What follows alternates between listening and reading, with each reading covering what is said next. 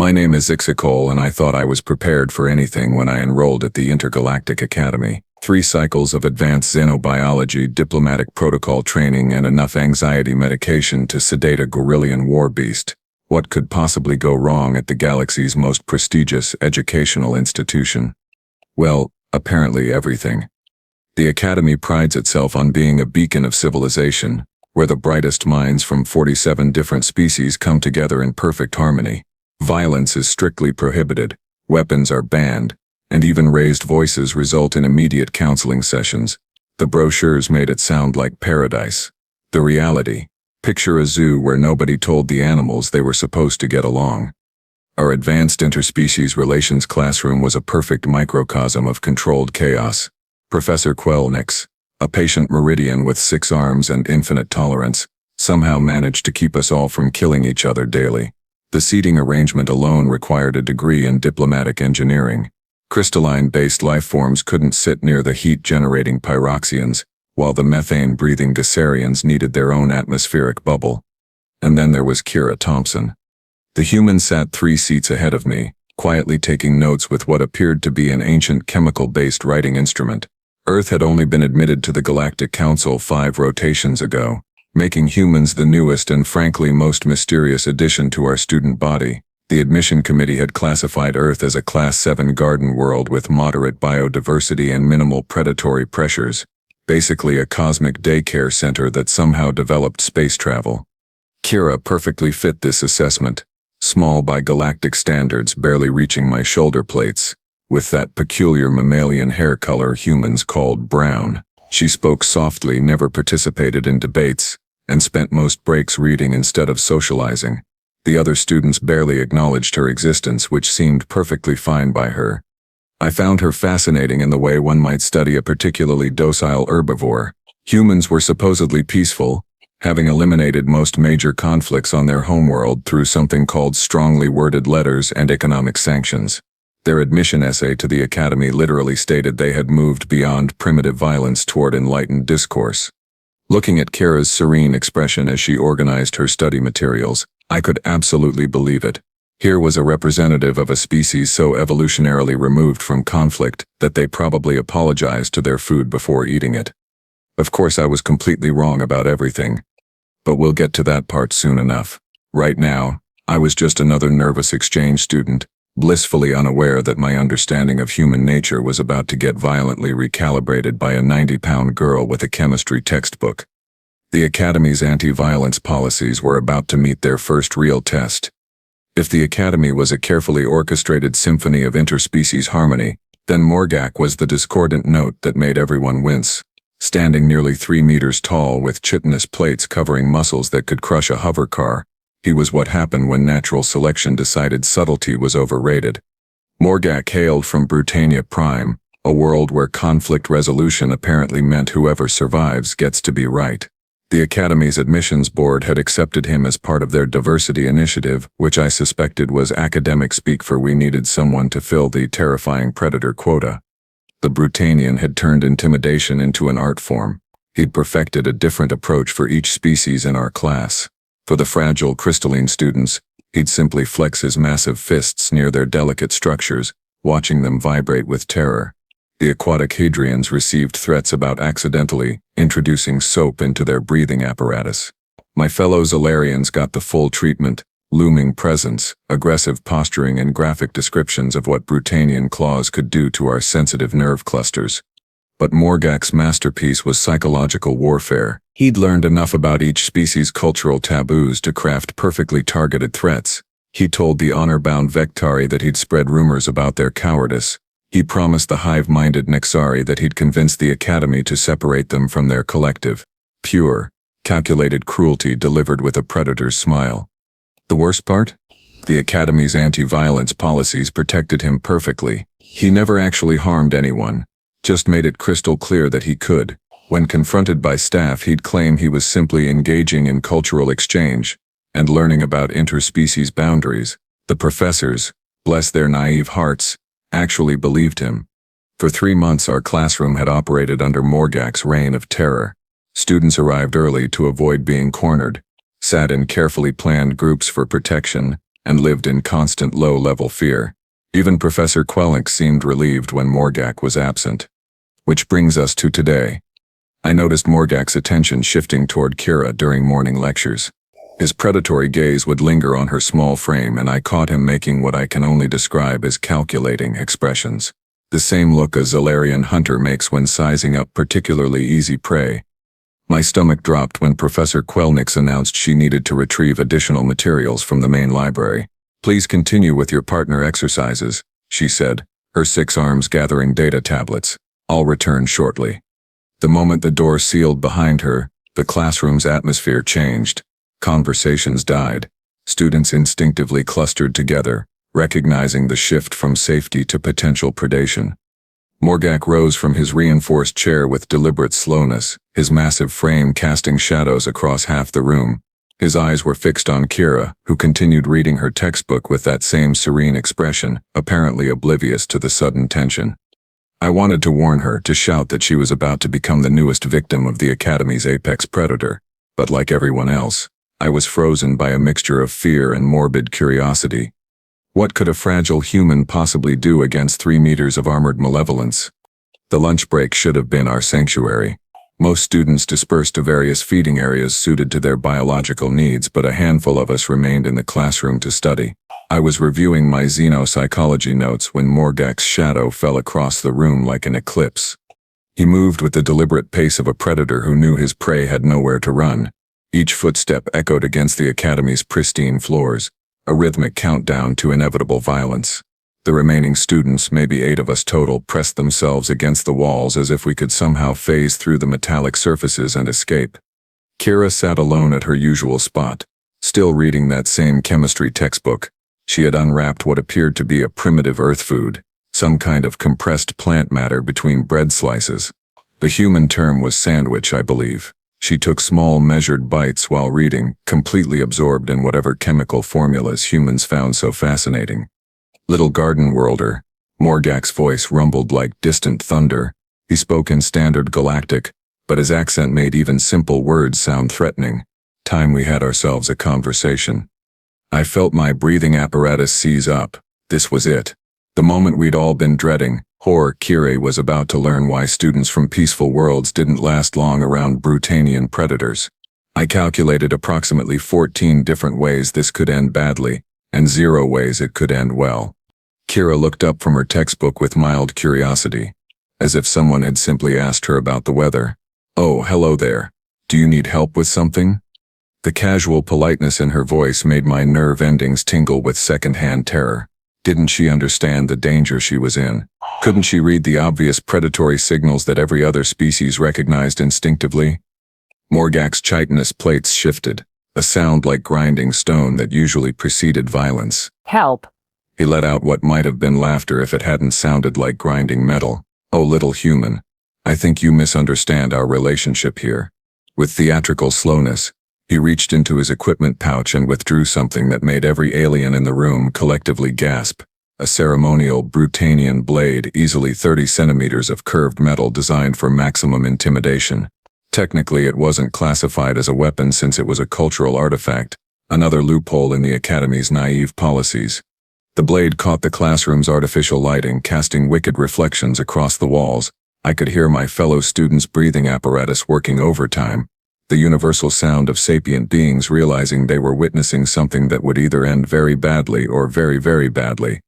"You see, Garden Worlder," Morgak continued, testing the blade's edge with one massive finger, "this academy has certain hierarchies, natural orders that soft species like yours need to understand." I wanted to close my eyes to avoid witnessing what was surely about to become the most tragic incident in Academy history.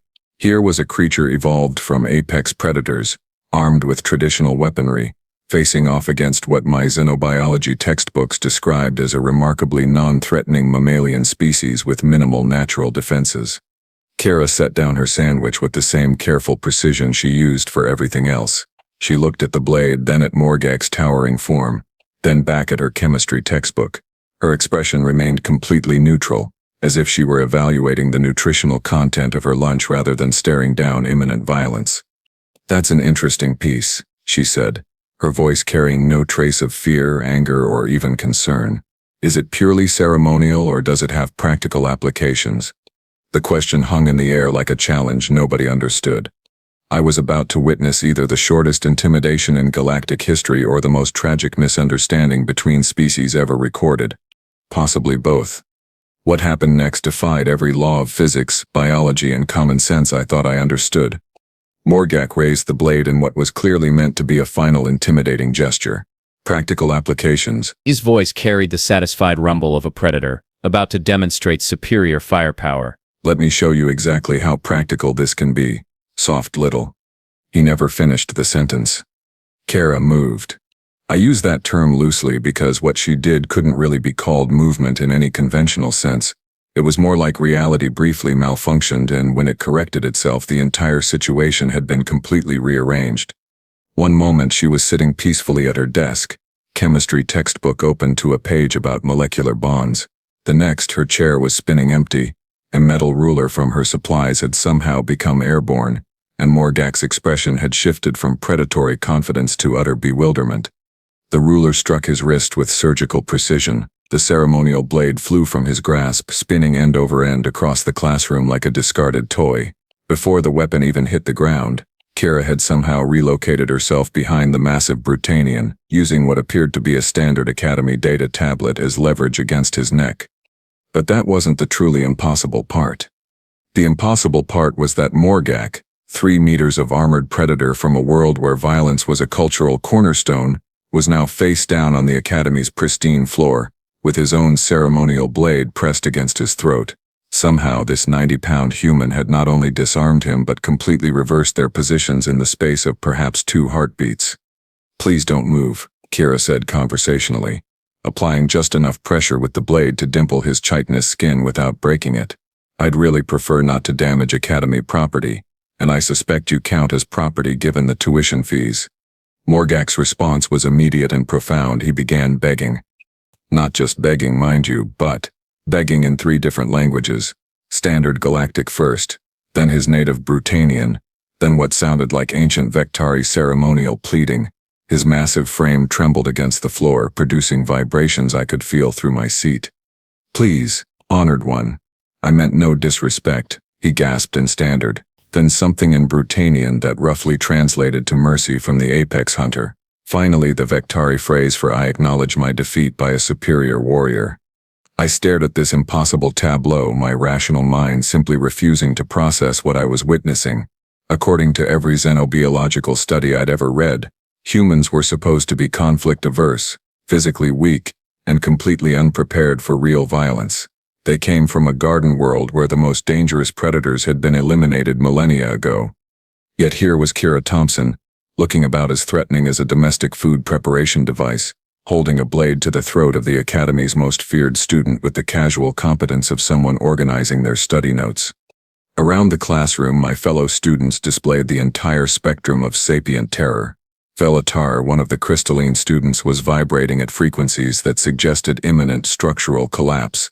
The Hydrian twins had reflexively activated their emergency breathing filters, convinced they were witnessing some form of toxic gas attack that was affecting their cognitive functions. Most disturbing was Klaxon, a Vectari whose species prided themselves on warrior traditions. He was staring at Kira with what could only be described as religious awe, his mandibles clicking in the rhythm reserved for acknowledging legendary combat masters. How I managed to croak, my voice barely functioning through my shock. "How did you do that?" Kira glanced up at me with mild surprise, as if she'd forgotten there were witnesses to this impossible reversal of natural order. "Do what?" She looked down at Morgak's trembling form. "Oh, this? It's just basic physics, really. Leverage, momentum, pressure points. We covered this in gym class back home." Gym class. She was describing what appeared to be advanced military combat techniques, as if they were elementary educational requirements. "Your world teaches children to do this." Velatar managed to vibrate out, his crystalline structure flickering with disbelief. "Well, not exactly this," Kira admitted, carefully maintaining her hold on both Morgak and the blade. "Usually we just played dodgeball and ran laps. But Coach Martinez always said we should know how to defend ourselves, so she taught us some basic moves during free periods." "Coach Martinez. Some random human educator had apparently been training children in combat techniques that could neutralize apex predators from warrior worlds as casual extracurricular activities. Morgak whimpered something in what I think was his native tongue, possibly a prayer to whatever deities Brutanians acknowledged. The sound of the Academy's most feared bully reduced to pleading for mercy from a chemistry student was going to haunt my sleep cycles for rotations. Now then, Kara continued in that same pleasant conversational tone, I believe you were about to explain something about hierarchies. Professor Quelnix returned to what she probably expected to be a quiet study session. Instead, she found Morgak face down on the floor with his own ceremonial blade at his throat, held by the most unassuming student in the academy. Her 6 arms froze mid-motion. Data tablets scattered across the floor as her jaw mechanisms failed to function properly. Miss Thompson, she finally managed, her voice carrying the careful tone of someone addressing a potentially unstable explosive device. Would you care to explain why Mr. Morgak appears to be incapacitated? Kara looked up with the same expression she used when asked about homework assignments. Oh, he pulled a knife and threatened me, so I disarmed him. Nobody's hurt, though I think he might need a moment to collect himself. The casual delivery of this statement caused Professor Quelnix to sit down rather suddenly in the nearest chair. Her species didn't typically display shock, but watching her try to process this information was like seeing a sophisticated computer attempt to divide by 0. He pulled a knife, she repeated slowly. Well, technically it's a ceremonial blade, Kara corrected helpfully, still maintaining her hold on the trembling Brutanian. Cultural artifact, not classified as a weapon according to Academy regulations, though I suppose the practical applications are similar. Morgak made a sound somewhere between a whimper and an attempt at speech. Akira apparently took this as a request for release, because she carefully moved the blade away from his throat and stood up, brushing imaginary dust from her Academy uniform. There you go, she said cheerfully to Morgak, who remained flat against the floor as if gravity had suddenly tripled. No harm done. Professor Quelnix activated her emergency communication device with 2 arms while trying to help Morgak to his feet with the other 4. The massive Brutanian accepted assistance like someone recovering from a severe medical episode, his usual predatory confidence replaced by what appeared to be existential bewilderment. Miss Thompson, the professor said carefully, perhaps you could explain where you learned such techniques. Basic self-defense from school back home, Kara replied, settling back into her chair and reopening her chemistry textbook. Coach Martinez taught us during lunch breaks. She said it was important to know how to handle ourselves, especially if we were planning to travel off-world for college. The phrase basic self-defense hung in the air like a toxic gas cloud. I watched Professor Quelnix's facial expressions cycle through confusion, disbelief, and what might have been the early stages of academic terror. That evening, I did what any rational being would do when faced with information that completely contradicted everything I thought I knew. I researched. The Academy's library systems contained extensive files on every member world, including detailed analyses of their educational systems. What I found about Earth's schools fundamentally altered my understanding of human civilization. Apparently, human educational institutions weren't just centers of learning. They were survival training facilities disguised as academic environments. Students weren't just taught mathematics and literature, they were subjected to something called physical education that included combat training, endurance conditioning, and competitive warfare simulations. They called sports. The files described activities that sounded like military exercises. Dodgeball, where children learned evasive maneuvers while being targeted by projectiles. Wrestling, which was literally combat training. Track and field, which appeared to be escape and pursuit conditioning. And something called football that seemed designed to teach coordinated tactical assaults. But the truly horrifying part was the casual nature of it all. These weren't specialized military academies. These were standard educational facilities that every human child attended. They were mass-producing individuals with basic combat competency as part of their regular curriculum. I cross-referenced this information with Earth's classification as a peaceful garden world, and found the source of our massive intelligence failure. Human governments had eliminated large-scale warfare. Yes, but they'd done so by making every individual citizen capable of personal combat. They hadn't evolved beyond violence. They'd democratized it. The Academy's perspective on their human exchange student changed overnight.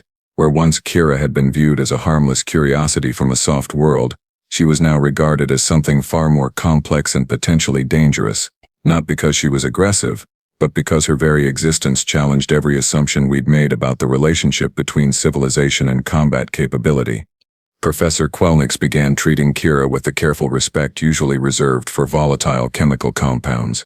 The administration quietly updated their risk assessment protocols. Several students requested transfers to different classes, though whether this was from fear or fascination, I couldn't determine.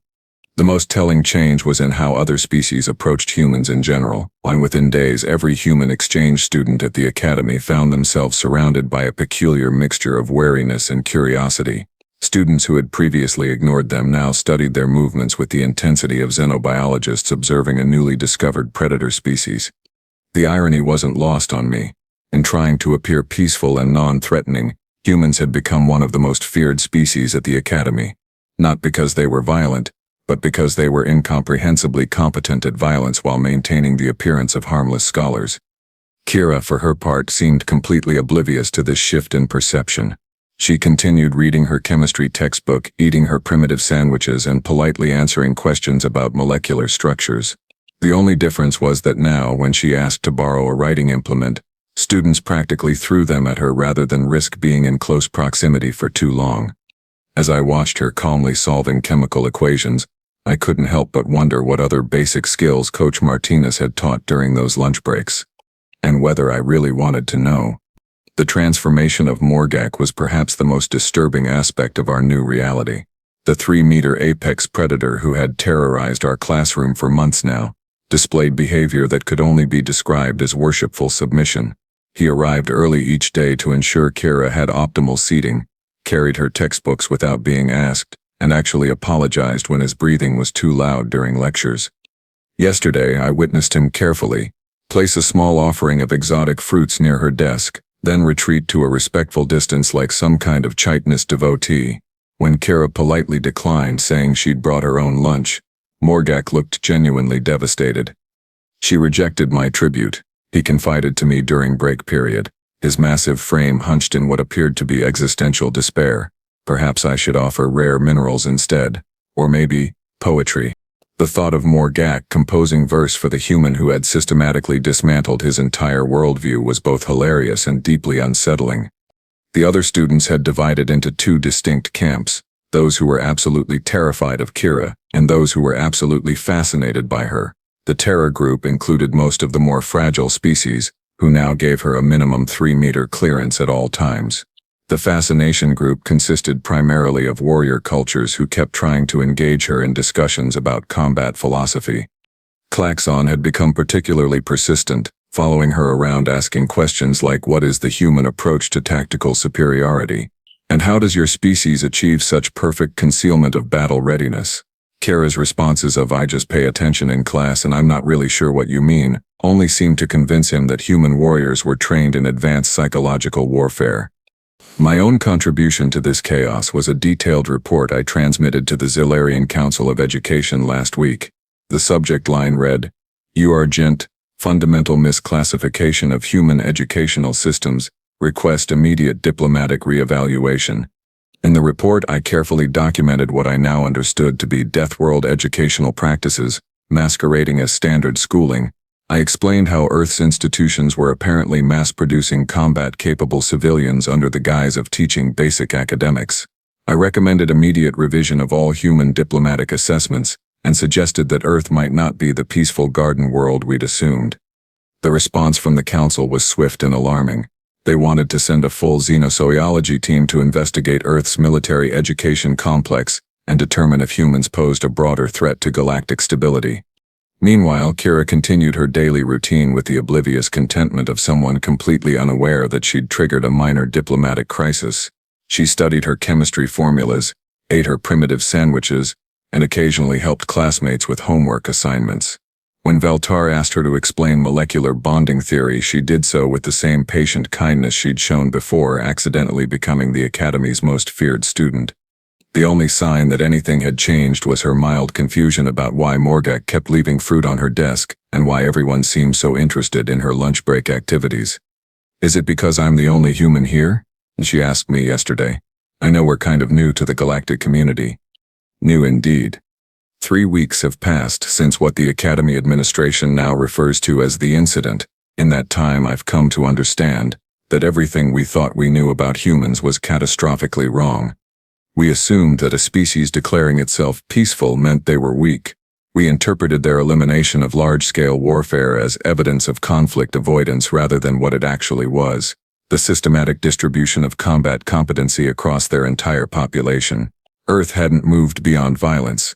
They'd made every citizen a potential one-person army, then convinced them they were pacifists.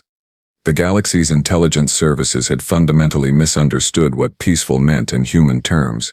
When they said they'd moved beyond primitive violence, they meant they no longer needed armies because their kindergarten teachers were apparently training special forces operatives as a standard educational requirement.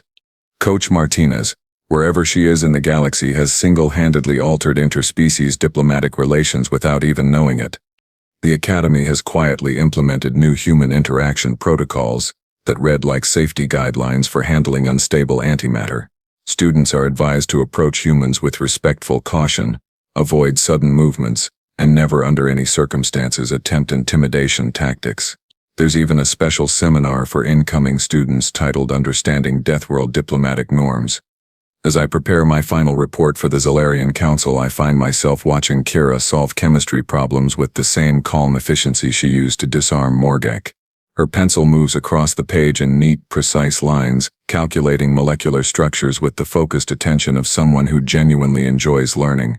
She looks up and smiles when she catches me staring, that same friendly expression that had fooled us all into thinking humans were harmless.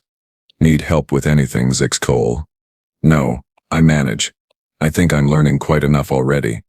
And somehow that might be the most terrifying thing she could have said. The galaxy will never look at humans the same way again. Neither will I.